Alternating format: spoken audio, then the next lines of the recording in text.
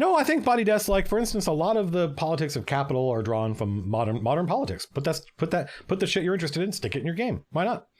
But I also synthesize the politics of capital are synthesized from a great many things, like the idea that the nobles in capital are essentially, they would be labeled by modern Americans as misogynistic, racist. But then you'd start digging into what they believe, and you'd be like, wait, hang on a minute, because the nobles in capital, the traditional conservative nobles in capital, are very proud of their multicultural, quasi-gender fluid city. They're very proud of it. They think that anybody should be able to move to capital and get a job and own property and get justice. This is a big deal to them. Get property is kind of like catch as catch can. They have a kind of more 1980s Republican attitude toward that, where if you're lucky and you make enough money, then sure, absolutely. But it's not like a human right or anything. But they definitely think that everybody deserves justice under the law, regardless of, you know, how you identify or where you come from and who your parents are or where you live. They just don't think that you should be able to rule.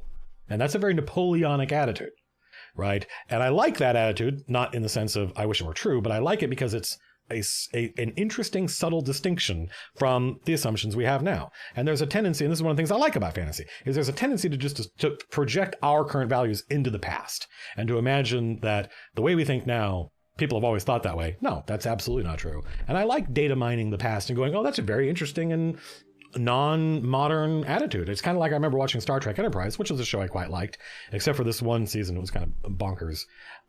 When they had a doctor who was a really interesting non-human doctor that did not have a Hippocratic oath.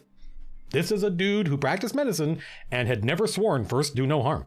And so he would espouse, he would suggest doing things that a modern doctor would be like, ah!